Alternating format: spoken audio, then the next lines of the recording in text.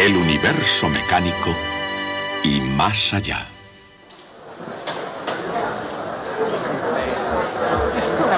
El átomo.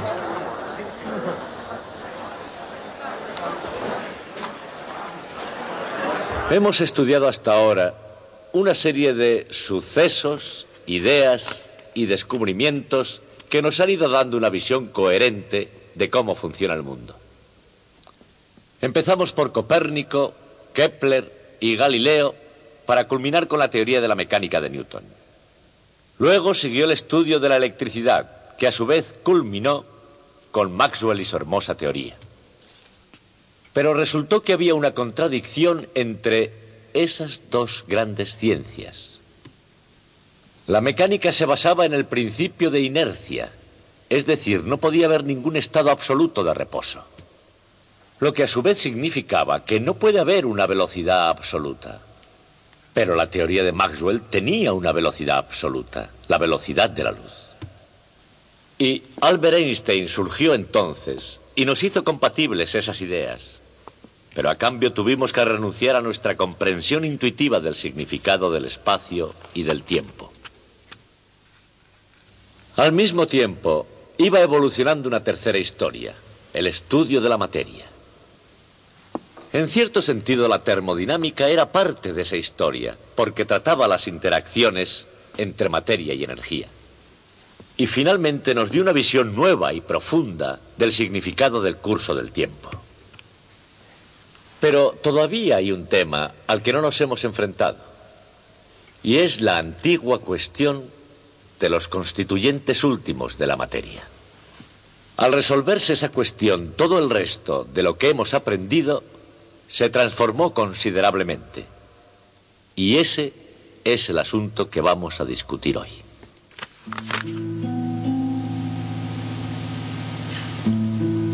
En la primavera de 1913, la antigua pregunta de qué está hecha la materia estaba fresca en la mente de Niels Henry Davy Bohr.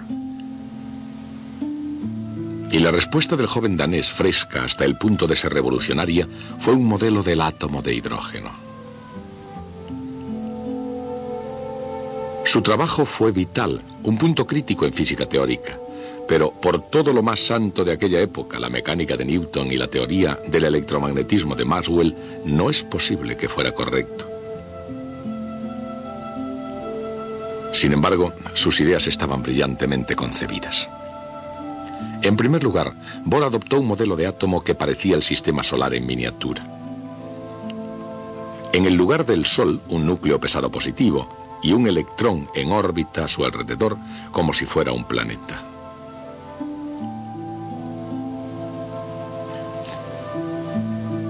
Pero así como un planeta es atraído hacia el Sol por la fuerza de la gravedad, el electrón era atraído hacia el núcleo por la fuerza de la electricidad.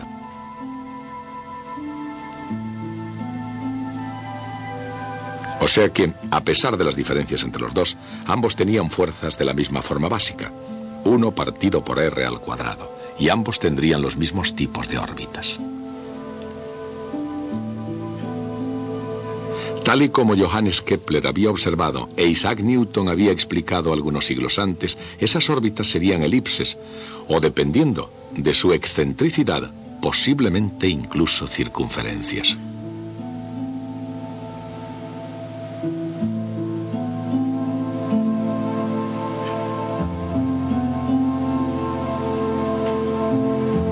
Para simplificar las cosas, Niels Bohr supuso que los átomos tendrían órbitas circulares.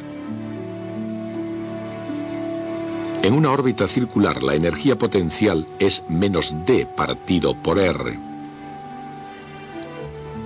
Y la energía cinética es positiva, pero la mitad. O sea que la energía total es menos 1/2 de d partido por r, tanto para un planeta como para un átomo. Puesto que esto parecía ser el propio modelo de un átomo newtoniano, entonces, ¿qué pasaba con él? Dicho de otra forma, ¿en qué había violado este advenedizo las leyes físicas de su tiempo? Y si de hecho él realmente las había violado, ¿cómo es que los físicos sensatos de su tiempo no descartaron esas ideas al instante? Quizás porque en este punto el joven Bohr estaba todavía sobre terreno sólido, lo que hacía que su trabajo mereciera una segunda ojeada. Y fue entonces cuando los problemas se hicieron evidentes. Siendo radical, Bohr había ido más lejos, lo bastante lejos como para sugerir que un electrón solo podía existir en ciertas órbitas, lo que era contrario a las leyes de Newton. Después, en contra también de Maxwell, Bohr dijo que el electrón irradiaría y absorbería energía solamente al saltar entre esas órbitas determinadas. Esas proposiciones eran más que meramente opuestas. De hecho, en el mundo de la física eran totalmente contra la ley. ¿Qué era lo que había hecho posible aquel cambio de acontecimientos? Cuando en la generación anterior se llegó al tema del átomo, el profesor James Clerk Maxwell marcó la pauta completamente al pie de la letra. Como redactor de la incomparable 9ª edición de la Enciclopedia Británica, su artículo sobre el átomo no fue solo la ciencia más avanzada de su tiempo, sino que además resumió un conjunto de especulaciones filosóficas que se conocían desde la Edad de Oro. 4 siglos antes de Cristo, un filósofo griego llamado Demócrito vio los átomos como partículas autopropulsadas y moviéndose en el vacío. Pero Aristóteles no vio las cosas de la misma forma que Demócrito, de forma que el tema quedó cerrado, hasta que, más tarde, en el Renacimiento, surgió Galileo para revivirlo. Hacerlo revivir. Le siguieron por el mismo camino Boyle, Descartes, Newton y muchos otros científicos, incluido Maxwell. En propias palabras de Maxwell, en los tiempos modernos la existencia de los átomos se ha hecho notar una vez más entre las investigaciones científicas.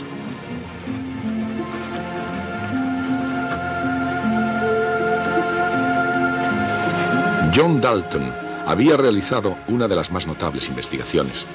En 1807, este químico inglés estudió las combinaciones químicas de los elementos químicos y se llegó a proponer la ley de las proporciones definidas y múltiples. Cuando dos sustancias se combinan en una reacción química, lo hacen en cantidades cuyas masas están en razón del cociente de números enteros pequeños. La implicación estaba clara. Para poder combinarse en esas determinadas proporciones, las sustancias debían contener partes últimas o átomos. La idea de Dalton, sin embargo, no careció de dificultades. Una de las más importantes fue resuelta por un químico italiano llamado Amadeo Avogadro. Primeramente, Avogadro se dio cuenta de que incluso los gases más simples, tales como el oxígeno puro o el nitrógeno puro, estarían compuestos no por átomos individuales, sino por combinaciones de átomos llamadas moléculas. Cualquiera que sea la unidad más pequeña de cualquier gas, decía Avogadro, refiriéndose a átomos o moléculas, un determinado volumen de gas tendría el mismo número de ellas. Con el tiempo, esa cantidad llegaría a ser conocida como el número de Avogadro, y hallarlo llegó a ser un paso vital en el desarrollo de la teoría atómica. En palabras de Maxwell, el diámetro y la masa de una molécula son por supuesto muy pequeños, pero de ningún modo infinitamente pequeños. Unos 2 millones de moléculas de hidrógeno en hilera ocuparían 1 milímetro. El conocimiento de Maxwell provenía de la teoría de los gases y del análisis de sus propiedades, viscosidad, capacidad de conducir el calor o, en este caso, el tiempo que necesita una clase de átomos para trasladarse una determinada distancia entre los átomos de otro gas.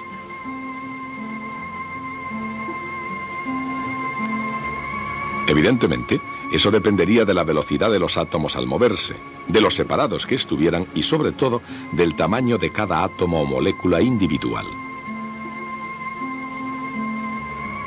A ese conocimiento, al tamaño de un átomo, Maxwell pudo añadir otros conocimientos que se habían obtenido con la utilización de un nuevo instrumento, el espectroscopio. Los espectroscopios se utilizan para analizar la luz separando sus diversos colores o frecuencias. Cuando se mira a un gas compuesto por átomos de un único elemento, el espectro de luz consta de una serie de rayas a ciertas frecuencias, un espectro diferente para cada elemento. Y ese hecho fue una pista para llegar a la naturaleza interior del átomo. Maxwell dijo: cuando el espectro consta de un número de rayas brillantes, el movimiento del sistema debe estar compuesto de un número correspondiente de tipos de vibración armónica. En otras palabras, los átomos vibrarían como una cuerda de un simple violín y cada átomo tendría sus propias frecuencias. Si una molécula fuera un simple sistema mecánico vibrante, las frecuencias de las rayas brillantes en ese caso estarían relacionadas de un modo relativamente simple. El propio Maxwell no esperaba que se encontrase esa relación sencilla. Pero en 1885 un suizo, Johann Balmer, profesor de una escuela superior, escribió una fórmula que casi se ajustaba a las longitudes de onda de todas las rayas conocidas del espectro del hidrógeno. Muy pronto, el maestro del espectroscopio, el sueco Johannes Rydberg, generalizó la fórmula de Balmer. En la versión de Rydberg se generaban una serie de rayas para cada par de números enteros, m y n. Y la cantidad R, llamada constante de Rydberg, se midió con gran precisión. A partir de entonces fue posible predecir nuevas rayas, pero para entender la naturaleza del átomo en un sentido más profundo, se requeriría que alguien hiciera un descubrimiento en otras líneas diferentes.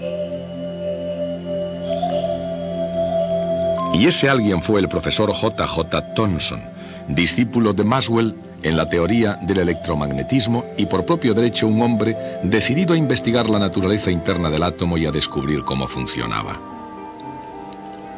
Más tarde, otros convertirían el tubo de rayos catódicos en pantallas de televisión y de ordenadores. Pero a la larga lo más significativo fue que los experimentos de Thomson demostraban que los rayos que emanaban de un cátodo caliente en un tubo de cristal, en el que se hubiera hecho el vacío, eran partículas cargadas eléctricamente. Pero, más importante, esos rayos podían ser desviados por campos eléctricos y magnéticos e independientemente de la sustancia que hubiera en el tubo, se trataba siempre de las mismas partículas cargadas.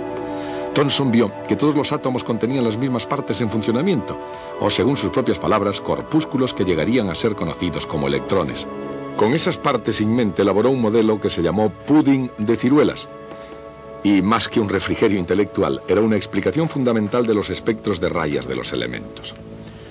Según la teoría del profesor Thomson, cada átomo consta de una gran esfera de carga eléctrica positiva, con suficiente cantidad de electrones negativos en el interior como para equilibrar la carga total y hacerlo neutro. Eso parecía una idea muy razonable, pero pronto fallaría en una prueba crucial. Analizamos otro nuevo método. Somos capaces de romper átomos de muy distintos modos. El barón Ernest Rutherford, galardonado con el premio Nobel y par del reino, había venido de Nueva Zelanda para estudiar física en Cambridge y había tenido la oportunidad de trabajar allí bajo la dirección del profesor Thomson. Constituir una ley definitiva como un elemento radioactivo. Y cuando pronunciaba estas palabras, Rutherford no solo hacía tiempo que había sucedido a su mentor como director del laboratorio Cavendish, sino que además se había convertido en director del propio átomo. Ha proporcionado una mejor comprensión del átomo. Sin embargo, eso no quiere decir ni mucho. Incluso antes de que Rutherford comenzara sus experimentos, ya se había descubierto que los átomos se podían partir de forma natural emitiendo radioactividad en forma de rayos alfa. Así, cuando él y sus asociados hicieron pasar rayos alfa a través de finas láminas de metal, sus experimentos resultaron precisamente como se había predicho. Química nuclear y, por lo tanto... Los rayos parecían atravesar el metal como si fuera un pudding, con muy poca resistencia, e iban rectos en su trayectoria sin apenas desviarse. Pero un buen día, en la historia de la ciencia, observaron algo inesperado.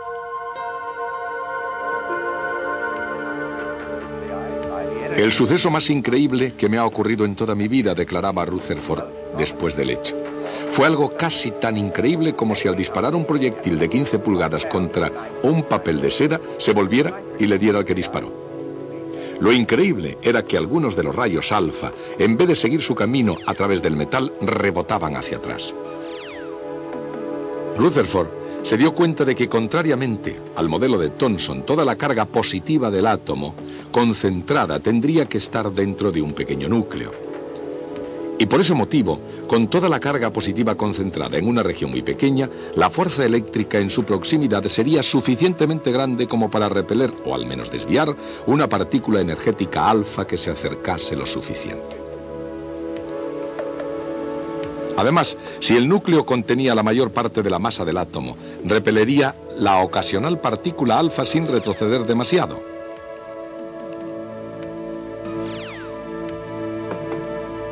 Esas ideas llevaron a Rutherford en 1911 a proponer un modelo planetario del átomo. Según Rutherford, el sistema solar y el átomo invisible eran casi como imágenes uno de otro en un espejo. Ambos obedecían leyes casi idénticas. En el modelo de Rutherford, cada átomo tenía un núcleo pesado cargado positivamente. Ese núcleo estaba rodeado por electrones ligeros cargados negativamente en órbita, como los planetas alrededor del Sol. Pero mientras que los planetas se mantenían unidos por la fuerza de la gravedad, los átomos se mantenían unidos por la fuerza de la electricidad. Esta era una idea de increíble belleza, como una diosa griega en el firmamento. Y por eso mismo era demasiado buena para ser verdad. Por una razón: cuando los electrones se aceleran, irradian energía en forma de ondas electromagnéticas. Pero un electrón en órbita estaría acelerando constantemente e irradiando energía siempre. Y dando vuelta tras vuelta, el electrón irá describiendo órbitas cada vez más pequeñas, irradiando no rayas espectrales, sino un continuo arco iris de colores. Y finalmente se hundiría necesariamente en el núcleo.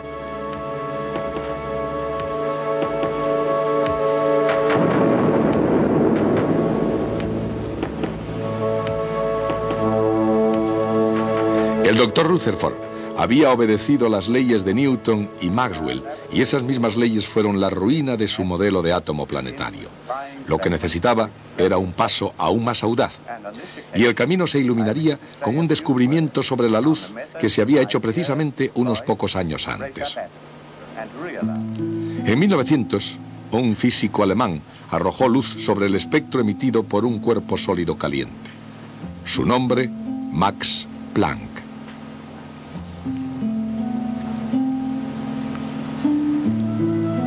Su teoría sostenía que la materia emitía solamente cantidades discretas de radiación, con energía E proporcional a la frecuencia de la luz F. Algo asombroso en la teoría del doctor Planck era la cantidad H, que llegó a ser una nueva constante fundamental de la naturaleza, llamada constante de Planck. Y era asombroso, porque en la teoría de Maxwell, la energía de la luz depende de su intensidad, no de su frecuencia. Pero quizás lo más asombroso de todo fuera el hecho de que el joven Niels Bohr tomara la fórmula de Planck y la utilizara para crear un modelo del átomo de hidrógeno. Bohr suponía que el electrón del modelo de Rutherford del átomo podría existir en ciertas órbitas especiales sin irradiar energía. Continuó suponiendo que se emitiría o se absorbería radiación a la frecuencia dada por la fórmula de Planck cada vez que un electrón saltara de una de esas órbitas a otra. Bohr no podía decir por qué existirían tales órbitas especiales, pero sabía que sin ellas no había esperanza de poder explicar las rayas del espectro. Y sabía también que, adoptando esas órbitas especiales, estaba dando pasos más allá de la física de Newton y Maxwell, hacia lo desconocido. Pero quedaba todavía un problema. ¿Qué podría ser lo que determinara los tamaños de esas órbitas especiales? Ensayó varias hipótesis, pero la que escogió equivale a lo siguiente. Cada órbita tendría un momento cinético diferente. Y como da la casualidad que la constante de Planck tiene unidades de momento cinético, ¿podría ser que las órbitas permitidas tuvieran momentos cinéticos dados por la constante de Planck?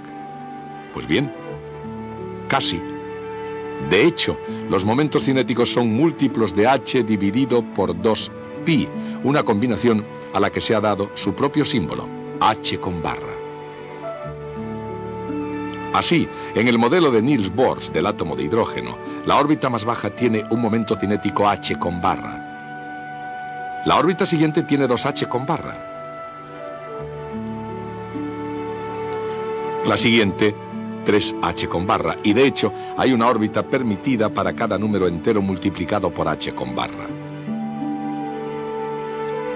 Combinando estas ideas, los tamaños de las órbitas permitidas son fáciles de hallar. El radio de cada órbita es proporcional al cuadrado del número entero n. El radio de la órbita menor con n igual a 1 daría el tamaño natural de un átomo de hidrógeno en términos de las constantes fundamentales de física. Su valor resultó ser aproximadamente medio Armstrong. Este número era pequeño, pero su valor en la física fue incomparablemente enorme. Hasta entonces, el tamaño de un átomo podía haber sido cualquier cosa. Pero ahora, si las atrevidas suposiciones de Bohr eran correctas, el tamaño de un átomo podría considerarse como una combinación de las constantes fundamentales de la naturaleza. Pero para Niels Bohr, eso era solo el comienzo. Ahora estaba preparado para calcular las frecuencias precisas de las rayas del espectro del hidrógeno. Cada frecuencia sería el resultado de un salto cuántico. Es decir, que el átomo emitiría o absorbería luz solamente cuando los electrones saltaran de una órbita permitida a otra.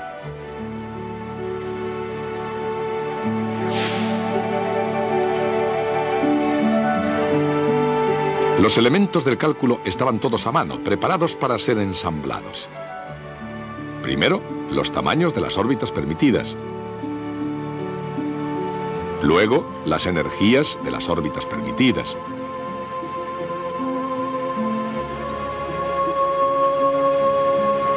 Y finalmente, la energía de un salto entre órbitas. Cuando esto se introducía en la ecuación de Rydberg, se obtenía una fórmula para la propia constante de Rydberg.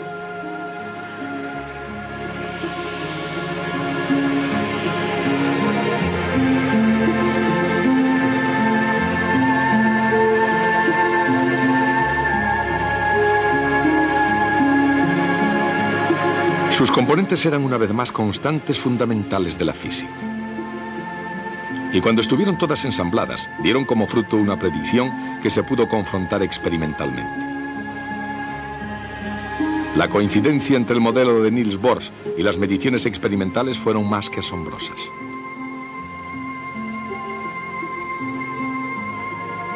Lo mismo que la idea de Newton de acción a distancia, el modelo de Bohr del átomo de hidrógeno fue aceptado no porque fuese fácil de captar o cómodo de vivir con él. En lugar de eso, Bohr, como Newton, proporcionó una coincidencia convincente con las observaciones que no se podía negar. Nadie sabía por qué funcionaba el modelo atómico de Bohr, y a pesar de ello, las mejores cabezas estaban de acuerdo en que funcionaba. ¿Por qué? Porque en la física de Bohr, como en la de Newton, hay una concordancia entre teoría y experimento que es sencillamente demasiado precisa para ser ignorada. Niels Bohr tomó la vieja física y con su profunda visión del interior del átomo la impulsó directamente al futuro. La búsqueda de la naturaleza del átomo es particularmente interesante, porque se estaba tratando de explicar algo que no se podía ver y que obedecía a reglas que aún no se habían formulado. La verdadera cuestión es, ¿cómo es posible hacer algo así? ¿Por dónde se empieza? Cuando se confrontan un conjunto de informaciones confusas, se necesita una idea que solucione y explique las características más relevantes. Es posible que no pueda explicarlo todo, pero consigue dar con los puntos, con los rasgos clave. Una idea de esa índole en realidad tiene un nombre en la ciencia. Se llama un modelo. Por supuesto, de vez en cuando surge una idea que se piensa hace mucho más que dar las características más relevantes y todo eso. Una idea que se piensa que es realmente verdadera, que es correcta. Cuando eso pasa, se le da otro nombre. Se la llama una teoría. Bien, cuando ya hemos formulado nuestro modelo o nuestra teoría, el siguiente paso es realmente eso que les enseñamos a hacer a ustedes, algo así como resolver un problema en casa. Tienen ustedes que sacar las consecuencias de su modelo o de su teoría. Ahora deben encontrar la respuesta correcta, en el sentido de que es la que su modelo predice. Pero entonces tienen un problema de nuevo. Otra vez tienen que hacer algo que nosotros no les podemos enseñar a hacer. Hacer uso de su propio criterio. Porque inevitablemente las consecuencias de su modelo o de su teoría estarán en discordancia con alguna parte de la información, con algún dato. Y entonces se tendrán que preguntar, ¿qué hago en este caso? ¿Es muy importante? ¿Cuál es el motivo? ¿Es por alguna aproximación que ha habido que hacer con el fin de desarrollar las consecuencias de la teoría? ¿O será porque el experimento fue incorrecto, lo que sucede a veces? ¿O es el indicio crucial que demuestra que la idea estaba equivocada, que se debe desechar y empezar de nuevo?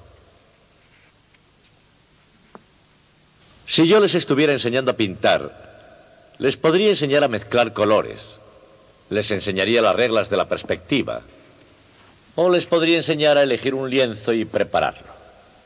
Pero nunca les podría enseñar a imaginar y crear una pintura como la Mona Lisa. Bien, con la ciencia sucede lo mismo. Les puedo enseñar los hechos de la ciencia. Yo les puedo enseñar las reglas mecánicas para hacer la ciencia. Pero nunca les podré enseñar a tener imaginación, creatividad y criterio. Y sobre todo, la implacable dedicación al trabajo que siempre tienen los grandes científicos. Si quieren ser grandes científicos, esas son las cosas que se tienen que procurar ustedes mismos. Así que a ver si consiguen esas cosas y las traen con ustedes el próximo día.